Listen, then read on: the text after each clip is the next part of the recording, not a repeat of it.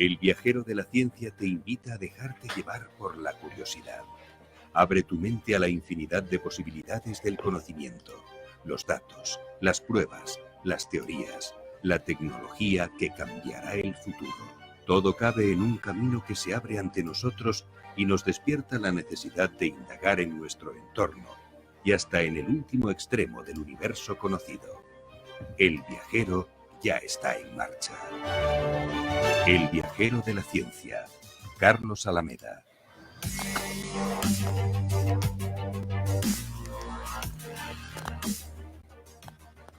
Hola, ¿qué tal, queridos viajeros? ¿Cómo estáis? Os hablamos desde aquí, desde nuestro viajero de la ciencia, con el sonido más científico, como siempre, de la radio española. Carlos Alameda.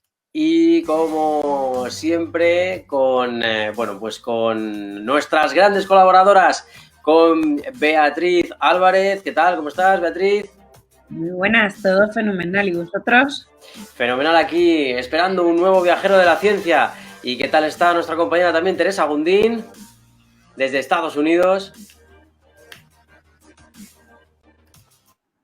Parece que no tenemos de momento ese sonido. Hola, ¿qué tal, Teresa? ¿Cómo estás? Un día más aquí con los viajeros. ¿Y qué tal nuestra corresponsal en el espacio, Ara Rodríguez?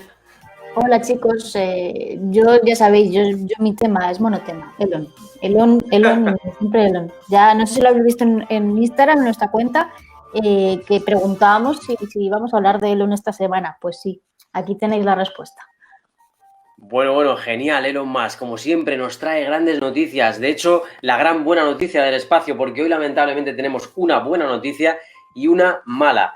Elon y su proyecto ha salido bien, ha podido llevar a esos astronautas hasta el espacio, hasta la Estación Espacial Internacional. Sin embargo, en Europa hemos tenido un pequeño drama, o gran drama, como queráis llamarlo, porque lamentablemente nos ha salido mal nuestro pequeño lanzamiento de 2 satélites, uno francés y uno español, y nos ha salido mal y hemos perdido ambos satélites. Os vamos a acercar también los últimos avances para lograr la vacuna contra el coronavirus. Vamos a analizar también los cambios en la política contra el cambio climático que puede experimentar Estados Unidos bajo la administración Biden, que nos va a contar Teresa Gundín, y Beatriz nos va a hablar de la importancia de donar sangre, algo tan importantísimo, porque ahora ya sabéis, siempre que tenemos una emergencia sanitaria es mega importante donar sangre. Todo ello, como siempre, con ese equipo más viajero y casero, porque seguimos confinados a pesar de todo.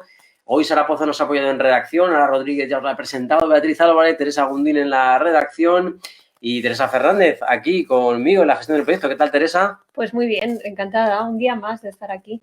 Un día más con nosotros y, como sabéis, a la edición y al micrófono, vuestro viajero de la ciencia, Carlos Alameda. Comenzamos ya y en este caso nos vamos directamente al portal al espacio con Ara Rodríguez, que nos está esperando una vez que comience esta maravillosa sintonía del portal al espacio.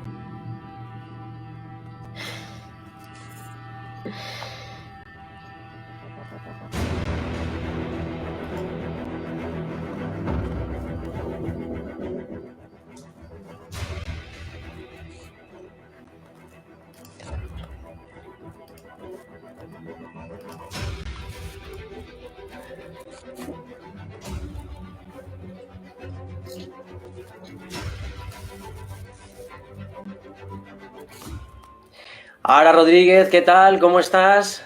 Hola, viajeros, ¿qué tal? Muy bien. Aquí estamos en casita. Elon Musk ha vuelto a tener éxito, ¿no?, en una de sus misiones y en este caso, gran noticia.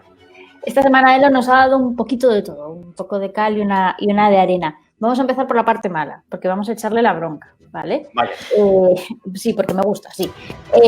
Bueno, no sé si sabéis que hace unas semanas Elon dio una entrevista y dijo que ni él ni su familia se iban a poner la vacuna del coronavirus o contra el coronavirus, porque dice que, ellos no son población de riesgo y como vino a decir que como son ricos y viven en un mundo especial, pues ellos no tenían riesgo de contagio.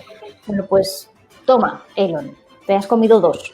Porque esta semana, justo a principios de semana, el fin de semana viajó a Alemania para buscar nuevos ingenieros que trabajasen en su empresa, en SpaceX. Y bueno, pues a la vuelta del viaje se encontró unos síntomas sospechosos y bueno, pues se tuvo que someter a las pruebas del coronavirus. Unas dieron positivo, otras dieron negativo. Ahora estaban esperando a que diesen las pruebas, la prueba definitiva. Pero bueno, Elon ahora, en vez de decir que se ha equivocado, pues dice que las pruebas son falsas y que algo grave está pasando y que las cifras que tenemos de contagios no son las reales. Así que en este caso no hay que hacer caso a Elon Musk. En la parte de SpaceX, donde sí que ha pasado algo bueno en el espacio, ya que hemos tenido una semana complicadilla después del desastre de Ingenio, bueno, pues SpaceX ha completado su primera misión espacial oficial. Recordemos que la que vimos hace unos meses, en primavera, era solo una prueba de que las misiones comerciales gestionadas por SpaceX podían llevarse a cabo y en este caso oficialmente ya ha enviado a los primeros astronautas con todos los permisos y todas las de la ley a la Estación Espacial Internacional. De hecho, el lanzamiento que estaba preparado para el sábado y finalmente fue el domingo por un tema de viento y mala climatología, los permisos para esta misión se dieron el viernes. Es decir, la NASA autorizó a SpaceX a enviar personas al espacio el mismo viernes justo antes de la misión. Bueno, pues el 15 de noviembre, este domingo, se lanzó el cohete en dirección a la Estación Espacial Internacional con 4 astronautas a bordo de la Crew Dragon y allí pasarán unos 6 meses junto a los 3 que ya están viviendo en la estación que orbita alrededor de la Tierra, que fueron las misiones anteriores. Finalmente, el día 17, que fue el pasado martes, si no me equivoco, la Crew Dragon se completó su viaje a través del espacio y se acopló. Ahí podemos ver en el vídeo cuando los astronautas se dieron un abrazo en el momento en el que se encontraron y en el que se acopló la Crew Dragon a la Estación Espacial Internacional y pudieron verse. Especialmente para los que están allí, que llevan unos meses viéndose la misma cara continuamente y ver gente nueva, pues supongo que es bastante emocionante. Así que por esa parte la misión ha sido completamente exitosa y bueno, pues se completa la primera misión espacial comercial.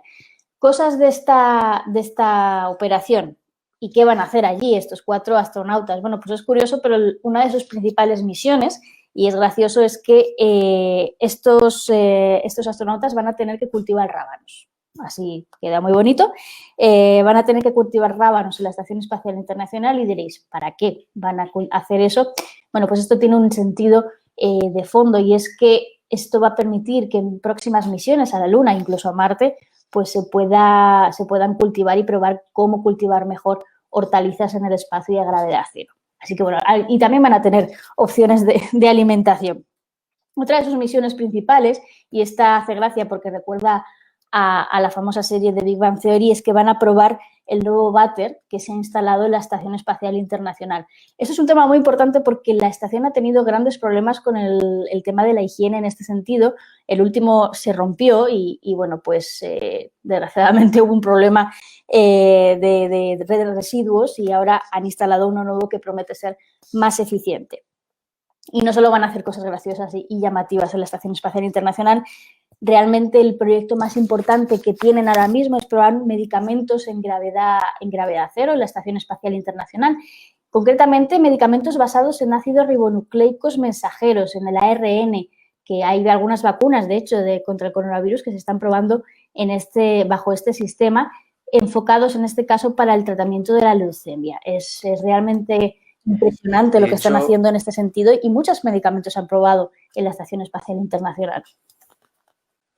De hecho, ahora hablaremos de ese tema, precisamente ahora, muy bien por introducirlo, porque hablaremos del ARN mensajero en las vacunas del coronavirus, con lo que imaginaos qué importante es tener una misión en el espacio que pueda comprobar estas tecnologías. Pues precisamente eso van a hacer, van a probar estas tecnologías en gravedad cero, que bueno, está demostrado y ya se ha probado en anteriores ocasiones que su efecto es mayor y bueno, pues quieren ver cómo funciona contra la leucemia.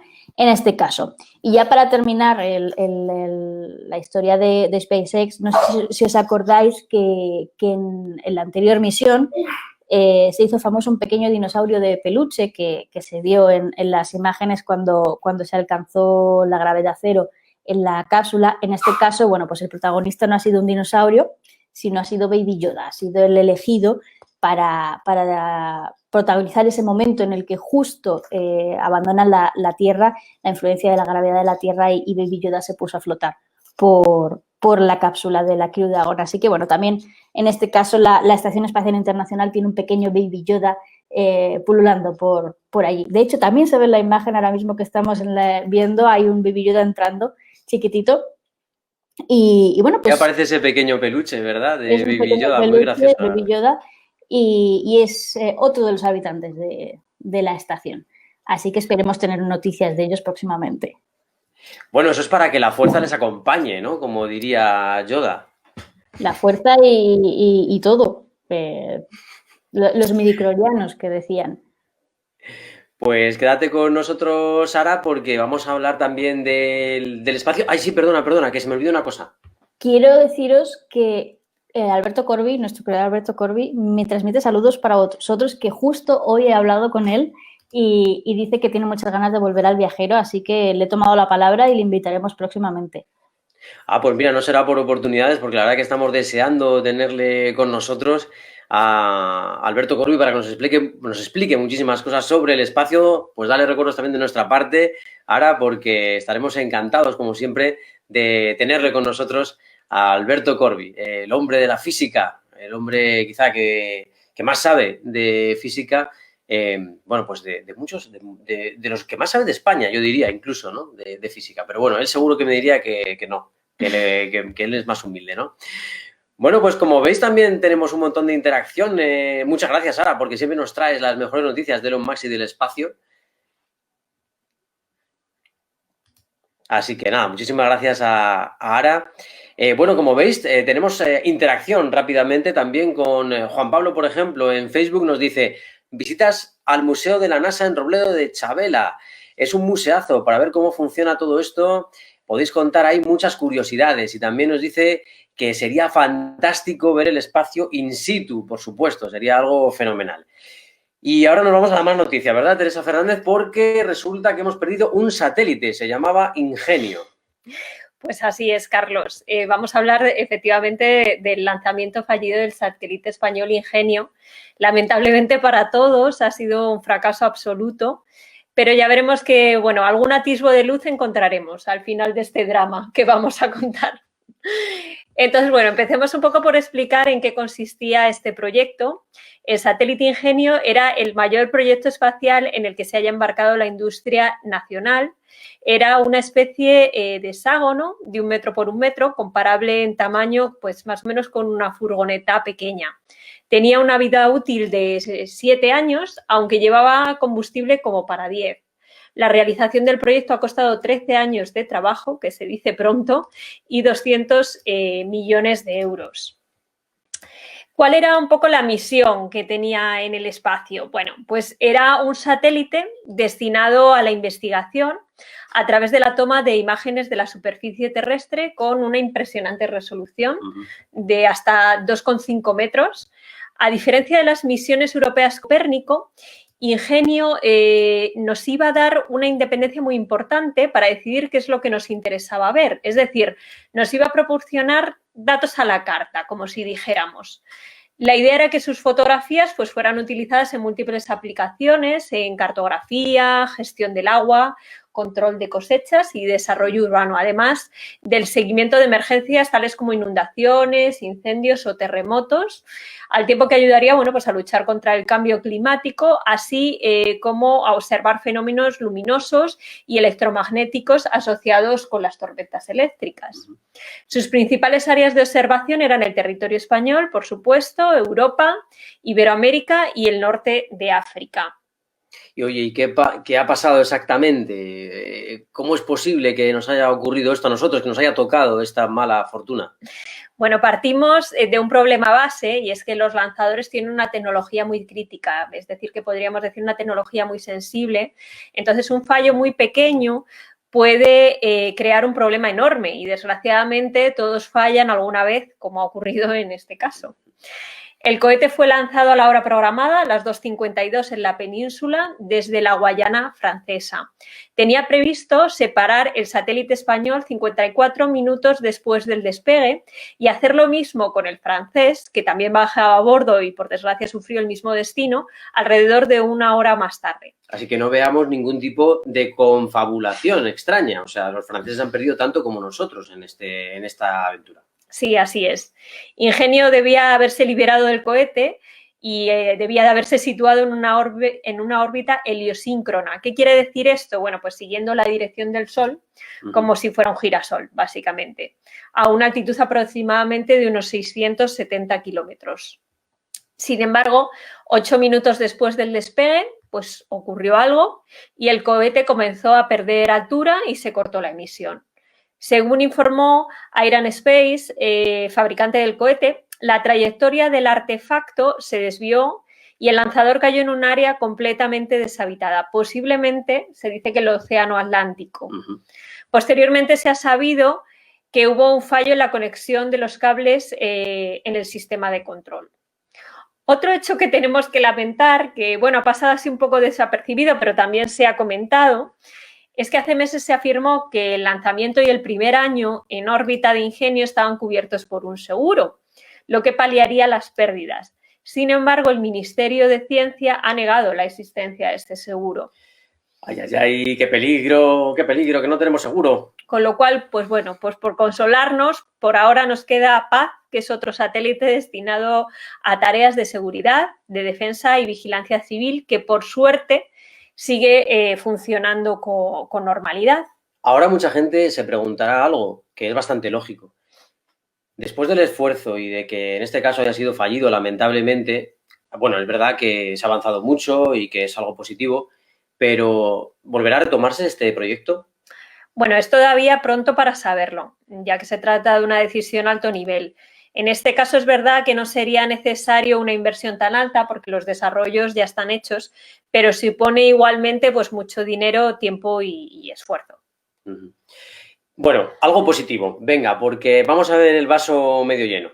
Sí, efectivamente, Carlos, aunque la misión se haya perdido, desde el Centro para el Desarrollo Tecnológico Industrial, responsable del satélite, han remarcado que sí han conseguido un objetivo primordial, que era demostrar que la industria española tiene capacidad tecnológica para liderar proyectos espaciales al 100%. De hecho, gracias a Ingenio, la industria nacional ha logrado otro contrato de 380 millones de euros para desarrollar un nuevo proyecto satelital bajo el programa Copérnico de la Unión Europea. Así que, bueno, quedémonos con lo positivo, exacto, ¿no? Que para negativo ya hemos tenido toda la semana para lamernos un poco las heridas. Entonces, bueno. Sí, porque yo creo que a todos nos resultó muy triste ver esta situación, ver este satélite español que, bueno, pues que de repente por un pequeño problema de unos cables se desvía y no consigue salir de la zona de influencia de la gravedad terrestre y vuelve, por supuesto, a ser atraído por la gravedad y acaba destrozado y sin posibilidad de ser reciclado. Y nos ha dado muchísima pena, por supuesto, que esto haya pasado. Pero también es verdad que hemos avanzado, que hemos aprendido y que de los errores también se aprende, que esto, bueno, nuestros amigos norteamericanos tienen tienen una cultura del error un poquito diferente a la nuestra. Nosotros para todo, cualquier error es un desastre, ¿no? En nuestra cultura europea. Pero bueno, quizá debamos aprender un poquito, ¿no?, de los americanos y pensar que de este error también hemos aprendido muchas cosas y que probablemente, quizá, espero, no nos vuelva a pasar o no, bueno, nos volverá a pasar, pero a lo mejor conseguimos que no sea tan espectacular. Es verdad que, gracias a Dios, no ha habido daños humanos porque otras veces, por ejemplo, el hecho de que una bayeta acabara en un motor, pues provocó un accidente en el que sí murieron tripulantes y que sí que es muy grave. Al fin y al cabo, bueno, pues no se ha llevado ninguna vida por delante, gracias a Dios. Así que ahí está, nos despedimos de nuestro pobre satélite Ingenio, con lo que nos gustaba, con las bonitas fotos que iba a haber hecho. Bueno, esperemos que sea Pero un bueno, continuará. Esperemos que sí, que sea un continuará y que podamos disfrutar en algún momento de un proyecto parecido a este. No sé, tanto Ara como Teresa, incluso Beatriz, me interesa saber un poquito vuestra visión sobre lo que ha ocurrido, sobre este satélite, porque bueno, no deja de ser algo que nos afecta a todos, incluso afecta también a algunos, a nuestro ministro de Ciencia en parte, que está muy interesado en estos proyectos, en particular en todo lo que sea cartografiar, etcétera. Entonces imagino que bueno, pues que el Ministerio de Ciencia se habrá seguido con un poquito de lástima toda esta situación. Pues Bueno, además, yo no quiero meter cizaña, la verdad, pero hay teorías conspiranoicas con que los franceses nos han boicoteado una vez más una operación en España. Bueno, sí, se ha llegado a hablar, ¿no? Porque parece ser que efectivamente que el fallo vino de allí. Yo no quiero pensar nada malo porque al final también ellos han perdido un satélite, también muchos. pero bueno, pues quién sabe, ¿no? Las malas lenguas y tal, pues siembran la duda, ¿no? Es algo con lo que hay que contar. Me refería sobre todo al tema porque justo leía un artículo que hablaba de la isla Perejil, que bueno, también estaban allí metidos los franceses y bueno, era una reminiscencia, ¿no? a este tema que justo nos ha pasado ahora. Bueno, ahí está, ¿no? Ahí está mucha gente que asocia, ¿no? Unas cosas con otras y bueno, pues ahí lo dejamos, ¿no? Ahí lo dejamos para el debate y a ver también si nuestros viajeros nos pueden contar algo, porque igual tienen alguna información o nos pueden dar algún comentario sobre el tema. Sí, Ara. A mí me da pena, bueno, aparte igualmente, aparte de las conspiraciones y demás, a mí me da pena que lo primero que se dijese en el momento en el que se conoció que se había perdido Ingenio es que se criticase a la ciencia y la investigación en España. Seguí bastante de cerca el tema y los comentarios en redes sociales era que qué podíamos esperar, que era culpa nuestra porque somos un desastre y de verdad que me dio mucha pena el ver que la gente se centraba en eso y no, porque al final lo que ha fallado es el cohete que ha lanzado Ingenio, no el satélite. Podría haber fallado en el momento en el que se pusiese en órbita, pero eso, es la sensación, la agridulce con la que me he quedado de este acontecimiento. yo, si me permitís, yo sí que le voy a dar un poco de caña a nuestro gobierno, ya sabéis que ahí yo no me corto, no, me da pena porque es el único ministerio en el que yo todavía tenía algo de confianza. Es decir, como viajera de la ciencia, yo apoyaba muchísimo toda la inversión que se estaba. De hecho, sabéis, como habéis dicho antes, costó 200 millones de euros esta misión. Entonces, bueno, pues la verdad es que a nivel de reputación, justo la pata buena que teníamos ahí por salvar, bueno, pues se vuelve a torcer y se vuelve a fallar. Entonces, bueno, es una pena, la verdad. Bueno, pero la culpa no ha sido del ministerio ni de nuestros científicos, no ha llegado a probarse el pobre. No, pero se sabrá todo y desde luego ahí ha habido, bueno, no sé si por la teoría que decía Teresa, pero bueno, también puede haber sido un fallo humano. Tiene que investigar, ha sido fallo humano, eso ya lo han dicho, pero vamos, que nuestros científicos, los pobres, están muy preparados y luchan contra todo y en este caso no han tenido la culpa. Yo me refería a eso, a que se criticaba al científico español que no estaba preparado y eso no es cierto y hay que romper una lanza por ellos porque de verdad que hacen el mejor trabajo que pueden. De hecho, una cosa que se ha recalcado es que no tenía nada que ver con el diseño del cohete, o sea, realmente ha sido una cuestión más en el montaje que en sí del diseño. Entonces, bueno errores yo creo comprensibles. Sí, aparte ha sido obviamente una concatenación, por lo que han contado, no solo era uno, pero bueno. Sí, unos cables que se han fundido mal, probablemente, y bueno, pues ya se sabe, estas cosas. Es que fijaos, para un cohete de este tipo, en este caso el cohete Vega, todo está pensado al milímetro porque tienen que ir todas las piezas muy bien montadas, tienen que ser muy eficiente, pesar lo mínimo posible, tener la eficiencia máxima del motor y además poder subir al espacio toneladas de peso. Con lo cual, realmente es, ¿cómo deciros? Una sensibilidad extrema. Es una sensibilidad extrema, totalmente extrema. Y bueno, pues es complicado. Pero bueno, ha salido así esta vez. Esperemos que la próxima salga bien y que podamos tener un satélite español con una función tan buena como la que tenía Ingenio. Incluso a lo mejor al final lanzamos uno mejor, ¿no? Más moderno, más interesante todavía de lo que iba a ser Ingenio. Bueno, pues y llamará Ingenio 2 o vete tú a saber, ¿no?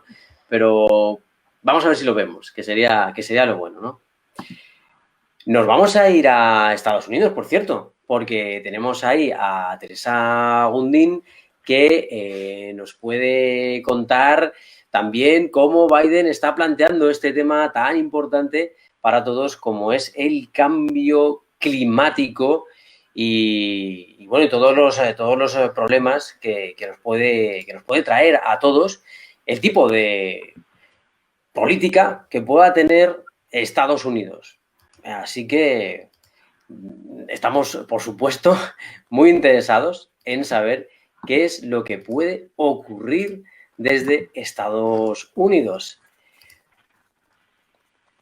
Pues os lo contamos ahora mismo.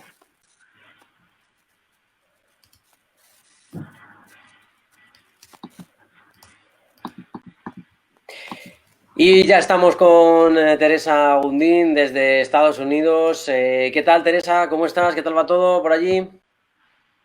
Hola, chicos. Bueno, parece que hay súper buenas noticias aquí en Estados Unidos tras la victoria de Biden, que además se ve cómo se celebra por las calles. Y sobre todo, buenas noticias al menos relacionadas con la lucha contra el cambio climático. Aunque he de decir que hasta enero no está todo ganado. Entonces, bueno, tenemos que esperar para ver si esto efectivamente se hace realidad, si es Biden quien es el presidente de los Estados Unidos, ¿no?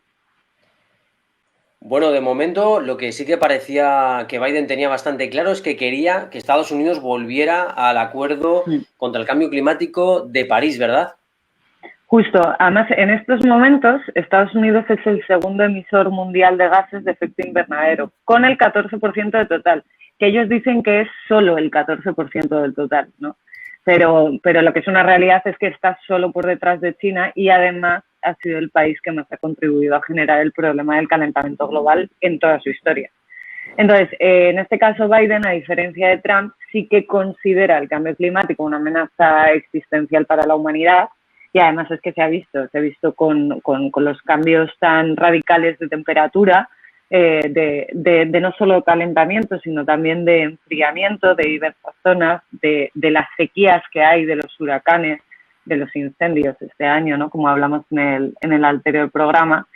Y lo primero que ha prometido ha sido reincorporar Estados Unidos al Acuerdo del Clima de París y ha prometido que lo va a hacer el mismo 20 de enero cuando sea nombrado presidente, ¿no? Bueno, luego en este caso se tarda un mes, ¿no? Hasta que efectivamente se entra al Acuerdo del Clima de París, pero bueno, sería una realidad, ¿no? Sin embargo, me hace gracia porque Biden va mucho más allá, ¿no? No solo quiere cumplir el Acuerdo de París, sino quiere él hacer un nuevo acuerdo a nivel mundial para que todos, pues China, Europa y demás países, incluso Rusia, se adhieran a un nuevo acuerdo mundial que en este caso, claro, iría firmado por Estados Unidos y no por Europa, como es el Tratado de París, ¿no? Entonces, sí que me parece importante remarcar que el plan verde de Biden se llama A Clean Energy Revolution. ¿Y por qué digo esto? Porque tiene muchos de los mismos objetivos que el Green New Deal, que en este caso es el plan propuesto por la parte demócrata más extremista y del que más hemos escuchado hablar. Pero en este caso el plan de Biden en el marco de tiempo es mucho menos ambicioso y también a un costo menor. ¿Por qué? Porque al final este plan lo que implica es una inversión del gobierno federal de 1,7 billones de dólares y una participación del sector privado, estatal y local, ¿no? Aproximadamente de unos 5 billones de dólares. Entonces, ¿cómo establecemos qué es lo que quiere hacer Estados Unidos, ¿no? Principalmente lo va a dividir en dos partes. Una que comienza con una inversión muy grande y muy sólida en recursos de energía limpia, como es la renovable y renovables como es la eólica y la solar. y además un programa de empleo relacionado para revitalizar la economía que está siendo tan afectada por el coronavirus.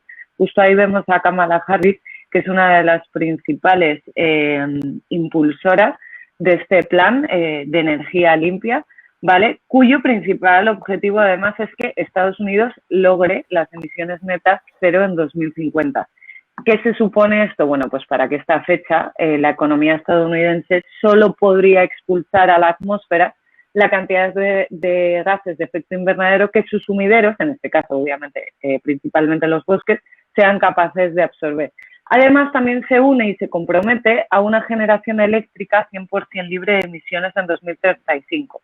Y para ello, obviamente, promete legislar exigiendo pagos a los contaminadores. Porque es que algo que parece muy obvio hoy en día con el tema de la lucha contra el cambio climático en Europa, aquí hay muchísimo por hacer y es una de los grandes debates de si realmente va a costar 2 billones de dólares o esa transformación a las energías renovables en un país de 300 millones de personas, que además se sustenta por el gas y el petróleo, si esto realmente va a poder ser efectivo.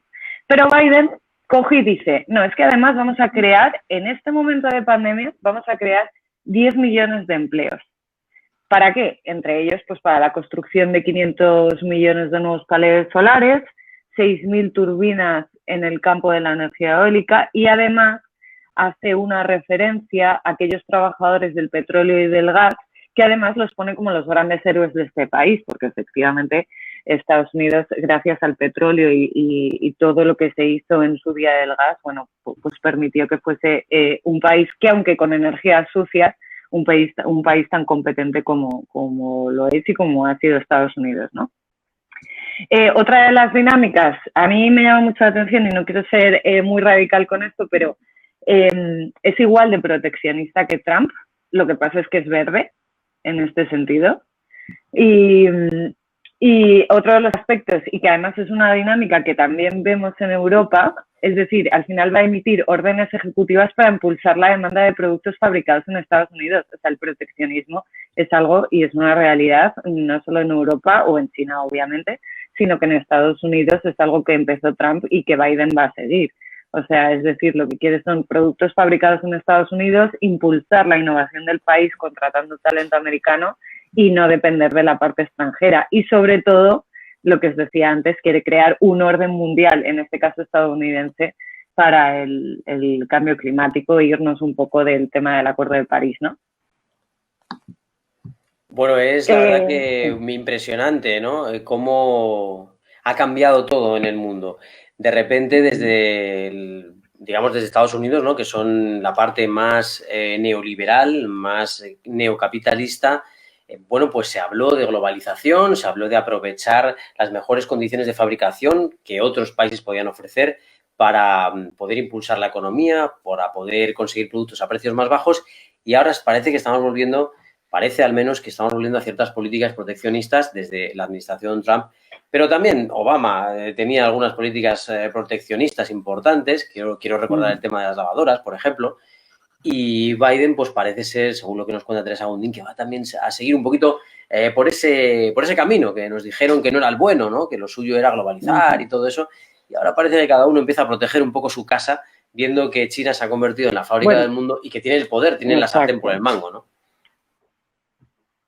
Ahora mismo, efectivamente, es un orden mundial y esto, por supuesto, respecta al cambio climático, donde ese Juego de Tronos se está volviendo se está restaurando y China juega un papel muy importante. La Unión Europea, desde luego, juega un papel muy importante y más con el Acuerdo de París, que fue un acuerdo firmado por la Unión Europea y Estados Unidos. Entonces, bueno, es un Juego de Tronos que en este sentido, con la pandemia, ha sido un impulso de las energías renovables y que Estados Unidos tiene que estar, porque no, ahora mismo de estos temas no te puedes quedar fuera, ¿no?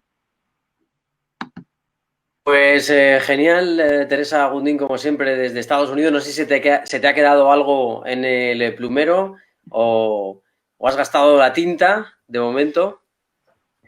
Nada, que efectivamente que espero que veamos en 2050, aunque suena mucho, o en 2035 que efectivamente tengamos una emisión de cero, una emisión neta de cero. Pues esperamos eso también nosotros, en verdad, que tengamos emisiones cero, que cada vez haya más energía verde en el transporte, en público y también en la creación de la industria, que es muy, muy importante. Pues Teresa, muchísimas gracias como siempre por estar desde ahí, desde Estados Unidos, hablándonos y trayéndonos esta información tan interesante como siempre. Nosotros. Bueno, pues genial, nos vamos a ir un momentito también a hablar sobre el coronavirus, que esta vez lo hemos dejado un poquito relegado porque entendemos que ya habéis tenido muchísima información, pero vamos a ir muy rápidamente a hablar de algunas cuestiones y luego entramos también en el tema de la donación de sangre porque queremos que estéis muy concienciados, puede ser muy importante, la verdad, que donemos sangre en estos momentos. ¿Qué podemos contar? ¿Qué avances hay contra el coronavirus? Ya sabéis que ya se ha dado un primer gran paso, luz verde al primer ensayo clínico en fase 3 de una vacuna contra el coronavirus, contra el COVID-19 en España. Es la vacuna de Johnson & Johnson.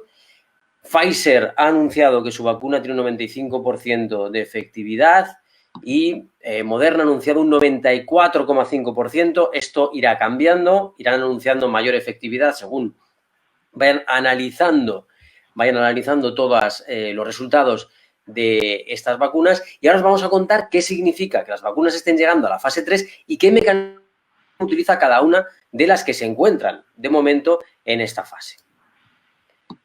Bueno, pues vamos a ver. Mirad, la cosa es así. Tal y como comentamos con Manuel Jiménez durante la entrevista que tuvimos con él, durante la primera hora de esta pandemia, las vacunas se están acercando en estos últimos meses de 2020 a la fase experimental 3, es decir, la previa a la aprobación de la vacuna. En esta fase se precisa evaluar la seguridad que nos pueda dar esta vacuna y para ello también se precisa saber la eficacia preventiva que tiene en un mayor número de humanos y también en varios países. Por si acaso, se aplica la vacuna a un grupo y a otros se les aplica un placebo. Suele ser un suero salino que no tiene ningún tipo de efecto en el organismo. Y se estudian los efectos en ambos grupos. Uno es el grupo vacuna y otro grupo de control. Se comprueba de manera que ni el investigador ni los evaluadores saben a qué grupo pertenecen los pacientes. Es lo que se llama el doble ciego, incluso cuádruple ciego se llega a hacer, ¿no? ¿Qué mecanismos utiliza cada una? La vacuna de Pfizer, por ejemplo, así como la de Moderna, introduce lo que nos comentaba antes Ara Rodríguez, el ARN mensajero, es decir, un código genético de la proteína viral, la llamada espiga, que tiene la llave para entrar en nuestras células. Esta proteína lleva instrucciones de ADN para que nuestras células generen proteínas protectoras a su vez, ¿no? El sistema inmunológico se activa al reconocerlas y, por tanto, genera defensas y comienza a trabajar para expulsar o para que el virus no se expanda. La desventaja de la de Pfizer es que la vacuna debe ser conservada a menos 70 grados centígrados. Han salido varias cifras, menos 80, menos 70. El caso es que hasta que no llegamos a menos 20, por decirlo así, a menos 20 grados, no podemos conservarla en el congelador de nuestra casa. Y la de Moderna sí se puede conservar en el congelador de nuestra casa porque sí llega a poderse conservar en los menos 20 grados. ¿Y qué pasa con la vacuna de otra de las candidatas? Además que, bueno, pues para España sería importante, que es la de AstraZeneca. Pues esta combina una versión debilitada de un virus del resfriado común que infecta a los chimpancés y una proteína del virus que hace que el COVID-19 induzca una respuesta inmunitaria, con lo cual nos meten un virus un poco atenuado. Y por otro lado está la de Johnson & Johnson con una tecnología similar a la rusa Sputnik. Y os contamos la de Johnson & Johnson. Esta utiliza un adenovirus no replicante, es decir, un virus debilitado que no puede provocar infección. Es un sistema usado con virus como el ébola o el VIH, con lo cual es bastante conocido, ¿no? Este mecanismo. Este adenovirus transporta la proteína espiga, esa corona o llave para entrar en nuestras células y entonces nuestras defensas vuelven a generar esos anticuerpos. Grandes ventajas frente a sus rivales. No necesita congelación y una sola dosis provoca una respuesta inmune bastante suficiente. Según el comunicado de Sanidad sobre esta vacuna, finalizadas las fases 1 y 2, la vacuna, que se llama, ojo, AD26-CoV2, todavía le supera los nombres que pone Elon Musk a sus hijos, logró generar una cantidad robusta, dicen, de anticuerpos neutralizantes que impiden el ingreso de la enfermedad. Por lo tanto, previenen con éxito la posterior infección y protegen completamente los pulmones del virus en primates no humanos en el estudio preclínico, ¿vale? En el preclínico. Según se publicó en esa oportunidad en la revista Nature. Pero, como sabéis, ahora mismo se sabe que en humanos tiene una efectividad bastante importante, del 95%, con lo cual tenemos una esperanza más, ¿verdad, Teresa? Una nueva esperanza. Pues sí, la verdad es que, bueno, yo creo que desde que empezaron a aparecer, ¿no?, estas noticias, parece que se nos ha cambiado un poquito a todos la actitud, porque obviamente toda esta pandemia nos empieza a pesar a todos los niveles. Bueno, quería preguntaros también un poco por vuestra opinión con esta vacuna, con estas nuevas vacunas.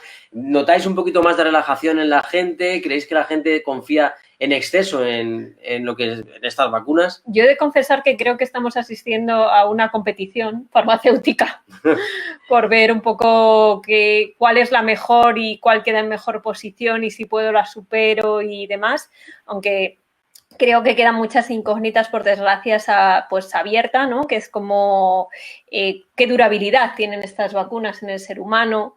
Entonces, eso creo que es un hecho muy, muy importante, saber hasta qué punto te inmuniza, ¿no?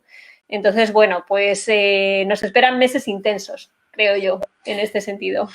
Muy, muy intensos. Sí, por añadir una curiosidad, supongo que lo habéis visto en prensa, Merkel se compra con 300 millones de euros la principal empresa alemana de la vacuna contra la COVID-19. Es decir, al final, como dice Teresa, no es solo una guerra entre farmacéuticas, sino que está claro que hoy en día las farmacéuticas son las nuevas fábricas de armamento, por así decir, ¿no? Es decir, es una guerra en toda regla y bueno, y a nivel geopolítico, pues esto también está actuando como bueno, pues uno de los factores de las relaciones políticas y diplomáticas entre países. Entonces, bueno, pues me parecía curioso comentarlo.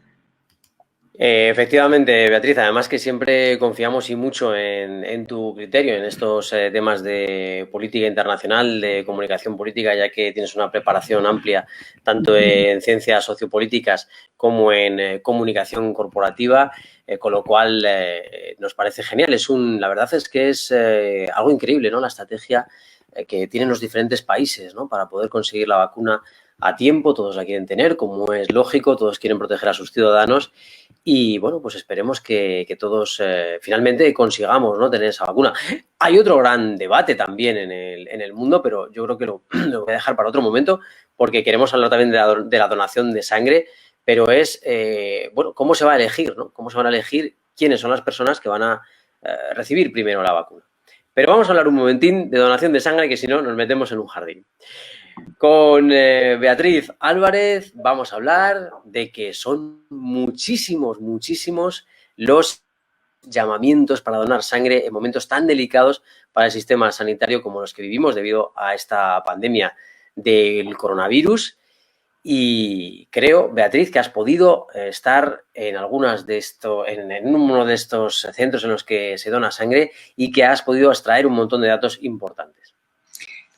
Sí, Carlos, me llamaba la atención este tema porque con todos los meses que llevamos confinados me preguntaba si las cifras de donantes habían bajado. La verdad es que hay muy poca información sobre esto, pero desde luego la que hay es clara.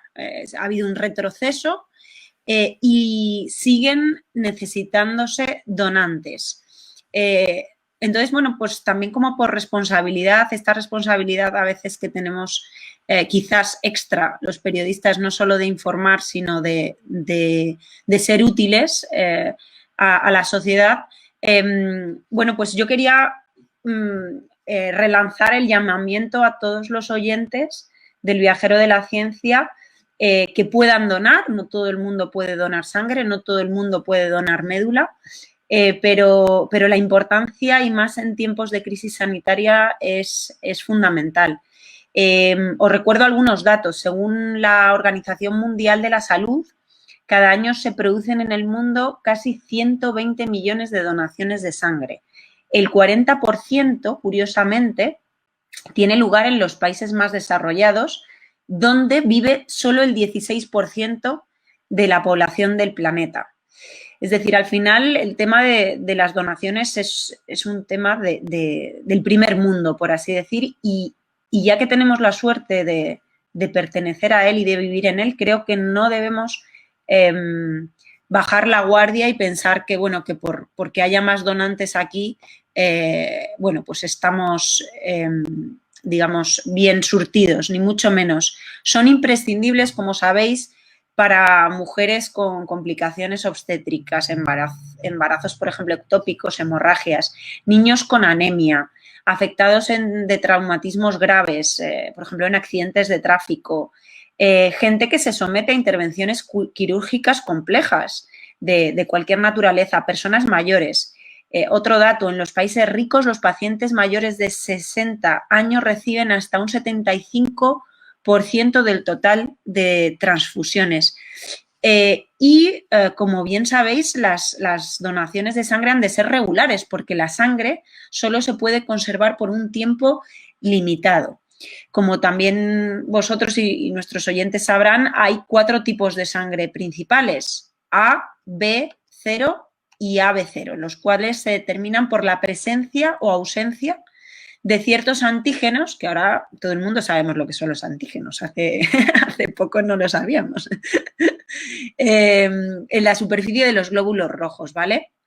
El tipo de sangre, simplemente como recordatorio, con mayor demanda es la cero negativa, la cual constituye solo el 6,6% de la población, o lo equivalente a 1 de cada 15 personas.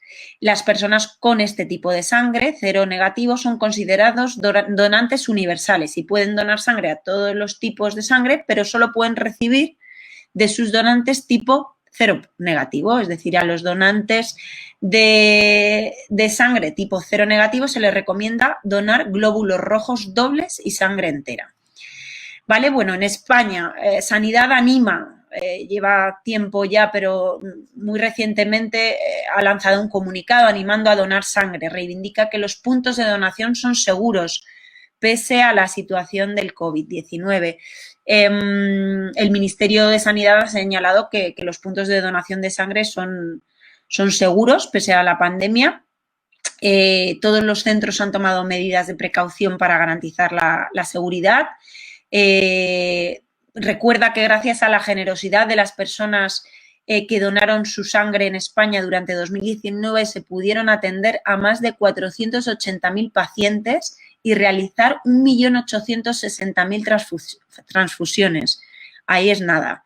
Es decir, esto sigue siendo muy importante. La sanidad, además, como sabéis, está transferida en gran parte a las comunidades autónomas y los oyentes pueden acudir a cada una de las fuentes, tanto digitales como por teléfono, de sus comunidades autónomas para informarse sobre la situación de los bancos de sangre, ¿vale? Por poneros un ejemplo, en Madrid, el martes, tanto por la página web como por el Twitter de Protección Civil Madrid, se recuerda un mensaje claro y directo, que es que se necesita con urgencia sangre, concretamente cero negativo, A negativo, B negativo, ¿vale? Es decir,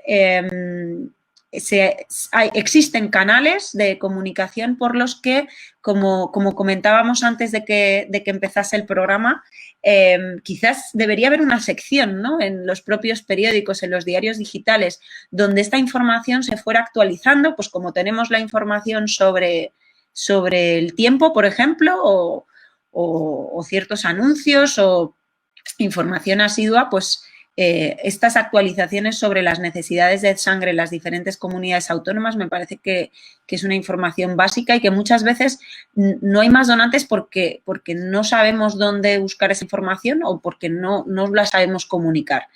Entonces, bueno, pues Carlos, aquí está mi pequeño granito de arena para recordar a todos nuestros oyentes que se sigue necesitando sangre, que es fundamental donar, que donando sangre y donando médula también se salvan muchísimas vidas y eso es lo importante, que hoy velemos lo primero por la salud de todos y por quedarnos no solo vivos, sino con la mejor salud posible.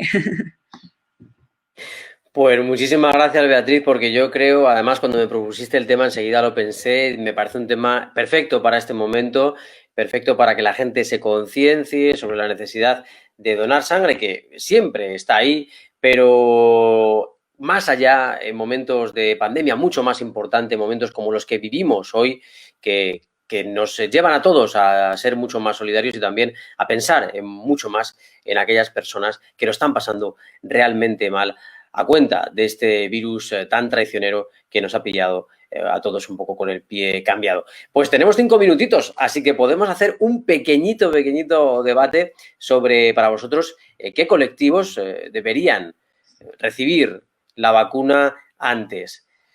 Yo quiero pensar que, por ejemplo, se va a tener muy en cuenta el esfuerzo que están haciendo nuestros sanitarios y que ellos van a recibir primero las vacunas porque están en primera línea contra el virus.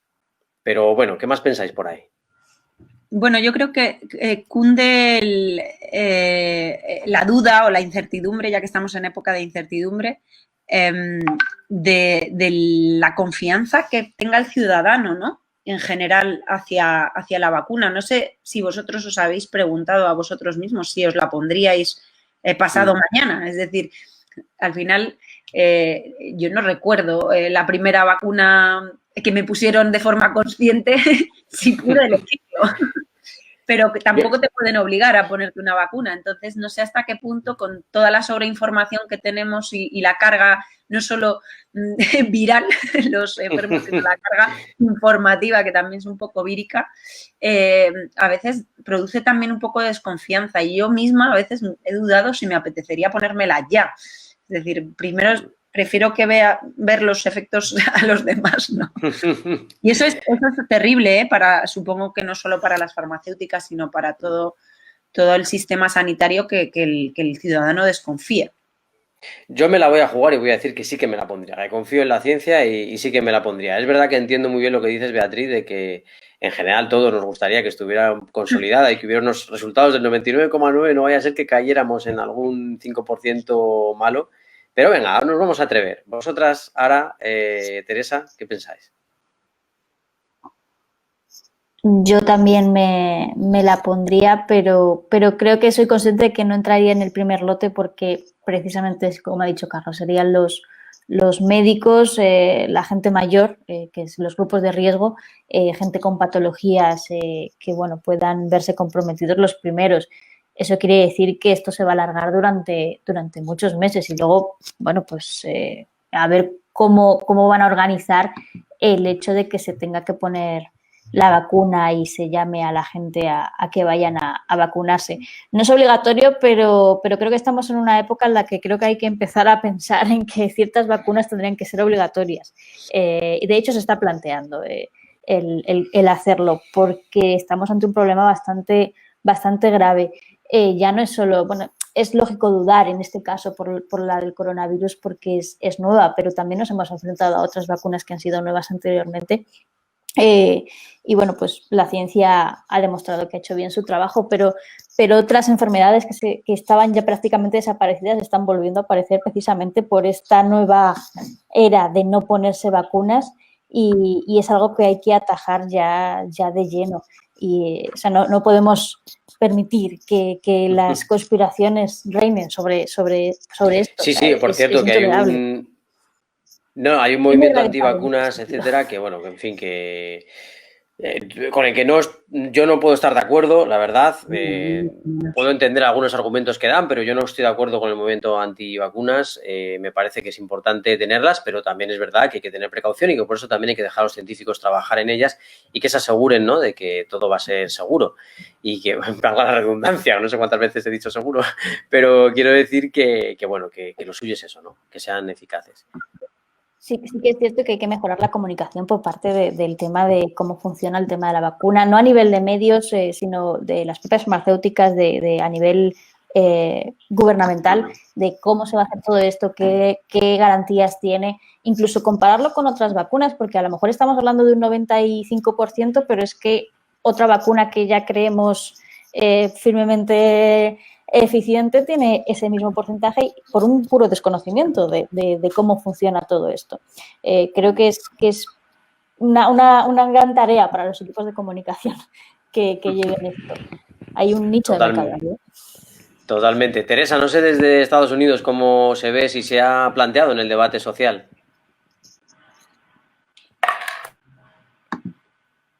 No sé si ha activado el sonido, Teresa. A ver si la tenemos. Ahora sí, ¿verdad? Ahora sí. No, bueno, principalmente por aportar, ¿no?, algo, completamente de acuerdo con lo que dice Ara y Beatriz en ese sentido. El problema que ha habido, yo creo, con las vacunas, desde luego a nivel de comunicación, ha sido, yo creo, también una falta de confianza de los gobiernos, ¿no?, o hacia los gobiernos, sobre todo con esta pandemia y luego la lucha o la carrera de las farmacéuticas que se vio desde el minuto 1 con sacar la primera vacuna y demás, y que se está viendo ahora. Entonces entiendo que haya cierta desconfianza por parte del ciudadano, pero a ver, esta no es la primera pandemia mundial que hay en el mundo y desde luego tenemos que mirar atrás en el pasado y desde luego la ciencia y las vacunas han erradicado ciertas enfermedades y es algo que es que no es malo la vacuna y que se va a tener que poner. Desde luego por prioridades, bueno, pues como ha dicho anteriormente Ara, los médicos, la gente de alto riesgo. Lo que yo sí que estoy a favor es que esto sea algo voluntario por parte del ciudadano. Es decir, se dé toda la información necesaria por parte de las farmacéuticas, del gobierno, de los medios de comunicación, que son la fuente más importante para llegar a todos los ciudadanos, porque un gobierno no se escucha a todos los ciudadanos, ¿no? Pero los medios de comunicación llegan perfectamente. Y desde luego que sea algo voluntario.